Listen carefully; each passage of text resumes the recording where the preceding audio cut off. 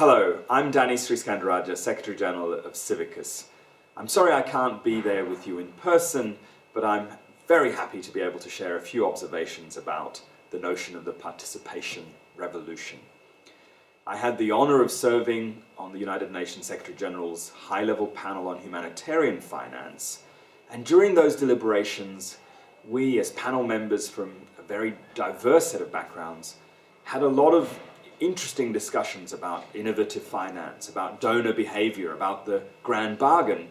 But amidst all of that, this notion of the participation revolution in the humanitarian sector, for me, was potentially one of the most important things we said. And I want to explain why. My understanding of the humanitarian world is that we've built a very sophisticated system for delivering humanitarian and emergency relief, but I don't think we've been anywhere near as successful as being serious about beneficiary involvement or feedback, of using our system to ensure that citizen voice is heard and amplified, of creating institutions and mechanisms that are democratic. As one of my Indian colleagues says, we've been very good at accounts-ability and not particularly good at accountability to those whom we claim to serve. And so a phrase like participation revolution for me is about going back to the fundamentals, especially for those of us in civil society, of creating mechanisms to not just serve but empower the communities that we work with and in. If we're going to do this right, and it's going to avoid sort of tokenistic consultations or insultations, as I sometimes call them, then my inclination is that we've got to focus on three things: old principles, new institutions, and new tools. I say old principles because there's very little in this that's particularly new. Many of us, particularly in civil society who work in development or humanitarianism, are deeply committed to principles of engagement, of participation, of empowerment. But as I said, I don't think we've built institutions that keep many of those principles at their heart. Perhaps we've become too obsessed by log frames or too busy pleasing our donors that we've lost sight of the important, crucial ways in which we work with our so-called beneficiaries. And now is an opportunity, I think, for us to go back to those founding or important principles, first principles of why we do this sort of work, and build new institutions that embody those more effectively.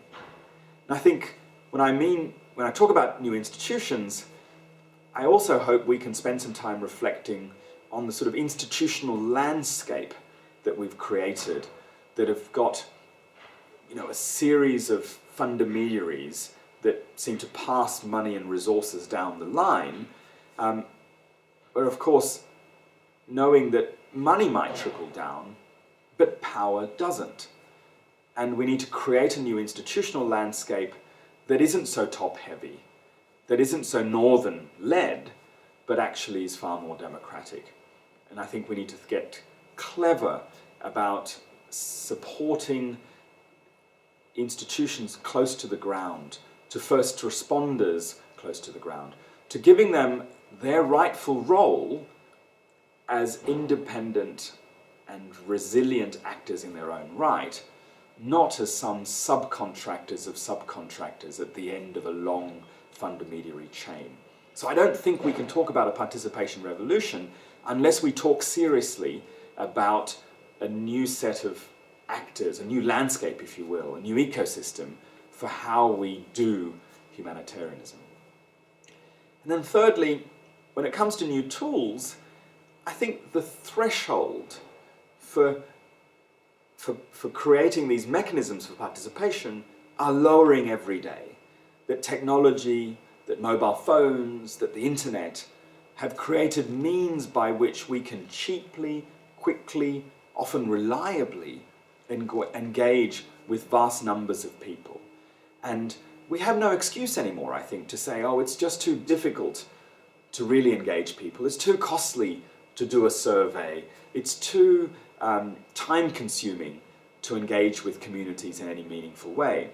Where today, we do have those tools. We can use SMS-based mechanisms. We can use online surveys. We can use real people, but who might use internet and mobile communications to be able to feed results instantly and cheaply back to a centralized data collection point. So I really hope that we can think through how we can harness the so-called data revolution to enhance participation. And of course, there is a risk here, and more generally, that some of this is done on a very shallow basis, that it's tokenistic, that it doesn't really reach broad cross-sections of a community or indeed engage them in a meaningful conversation. But I would rather start with some of these tools that can unlock some of this participatory potential and then see what comes next, rather than let the perfect be the evil of good. So I know that many of your conversations are going to be about how to do the participation revolution better.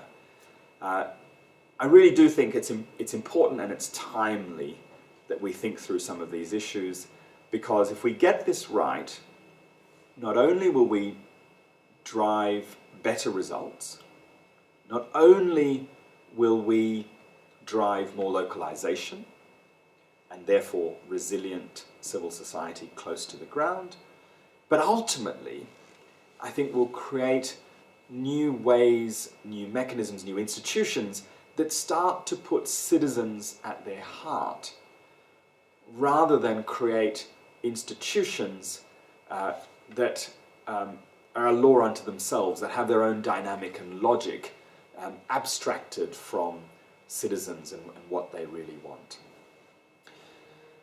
I do wish you well in your deliberations, and I look forward to hearing your results. From a Civicus point of view, we're also particularly interested in any ideas that you might have for how to do this more effectively. After all, we're a global civil society alliance committed to improving the way that civil society functions. And we're particularly interested in these sorts of issues. So please do let us know if you come up with any new ideas, but of course if you want to keep this conversation going. I look forward to hearing from you. Thank you very much.